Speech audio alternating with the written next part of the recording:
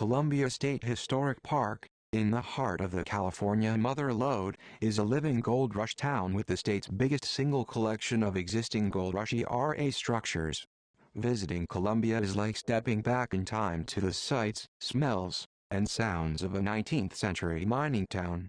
Merchants dressed in 1850s garb, a whiff of coal smoke from the blacksmith shop, and the rumble of a stagecoach approaching.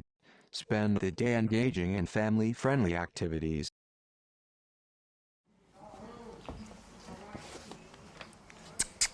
Get up, Bess, Annie.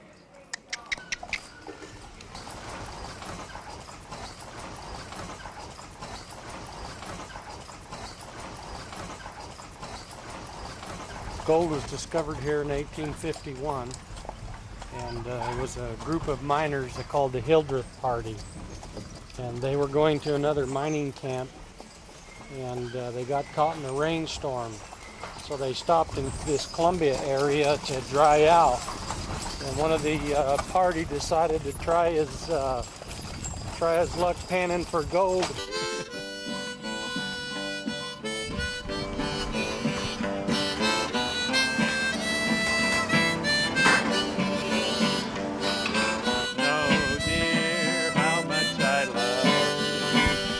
Please don't take my sunshine away.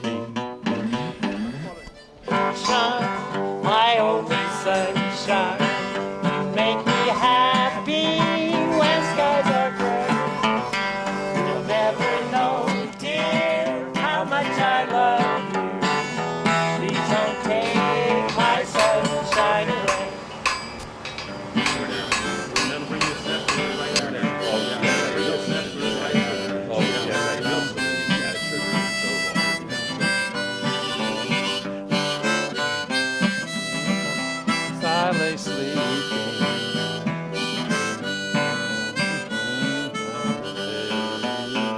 The other night, dear, as I lay sleeping, I'm right here standing in front of this old livery feed shop. They have horses bought, sold, and traded here, but there's not a horse in the shop. So I suppose this was really active a few years back, whenever it was really going good. And right next to it, they have the feed, seed, and tack shop. And it's kind of, the sign's kind of hid behind that tree right there from us, but it's right here on this little building right here. And this is where they used to sell all the grain to feed the horses and hay. And tack means all the equipment, of course, they put onto the animals. So you're talking about saddles, bridles, harnesses, halters, and all that type of thing that went with the horse's spurs. Make sure that horse moved when you wanted it to. Quite a historical building right here that we're looking at.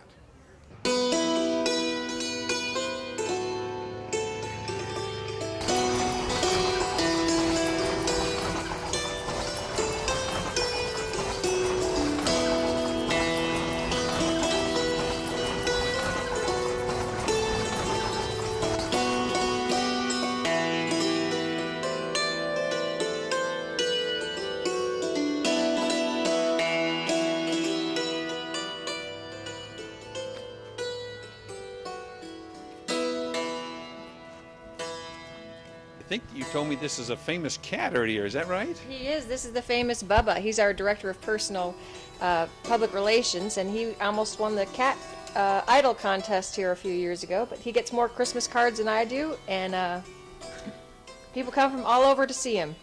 Well, Bubba, you have anything to say about that?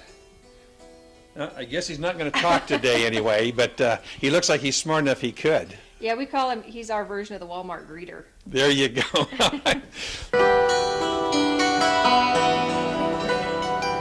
These are the soaps that we make here in the store.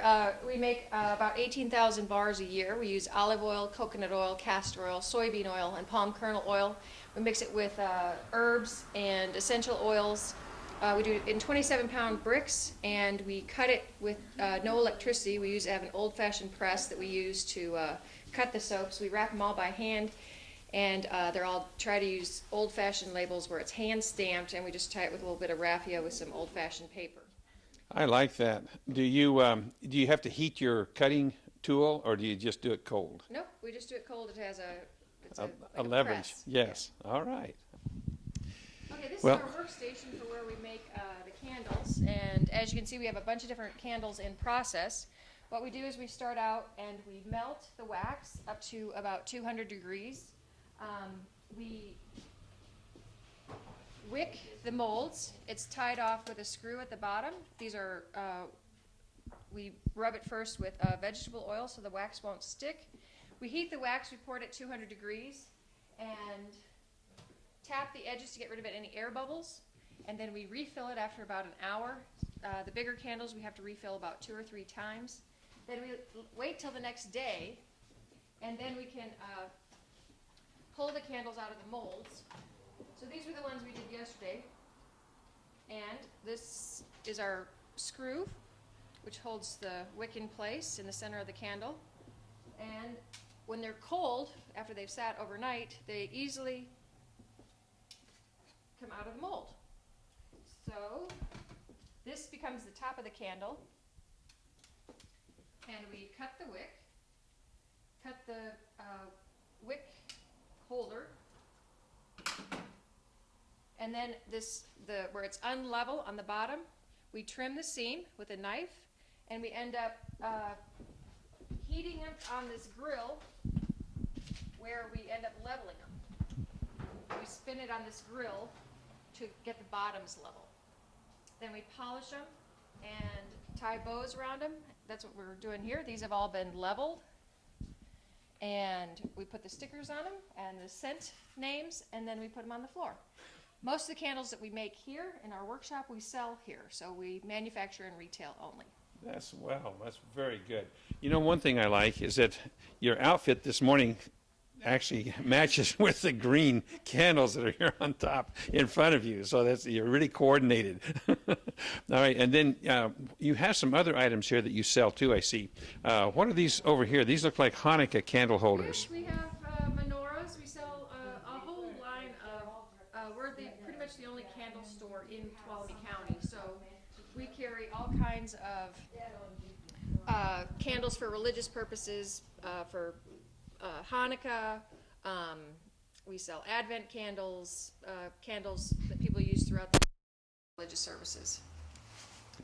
These are called menorah candles, I think Yes. you said right here, holders. And these are for like Hanukkah and that type of thing. Yes. And so that's... We also carry Shabbat candles and Advent candles. All right. That's very, very interesting to me. I'm glad that we got to see most of your shop. I see you even have some antique things on the wall up here.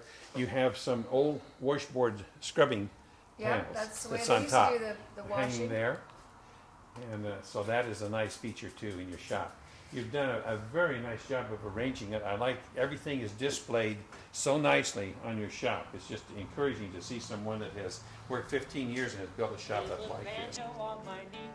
I go to Louisiana, my old true love for the sea. Well, it rains all night today, I'm west of the dry. Sun so hot I froze, and Susanna, don't you cry. Oh, Susanna, now don't you cry for me. Well, come from Alabama with a band of one. This is another item that we sell. We sell in all these racks here. These are votive candles. And we make them here in the shop. We put the wick in. They come out like this in the end, but we put the wick in. We put in our little chunks. We cut these all by hand. And we put the little chunks in, and then we pour wax in at 200 degrees. And then they come out like this. Or like this. And we do them in about 20 different scents. That is very interesting. So the scent is in the chunks that you put in there. Yeah, the scent is in the chunks and in the overpour in wax. the overpour on it. All right. Thank you so much. Thank you for visiting us today. You're welcome.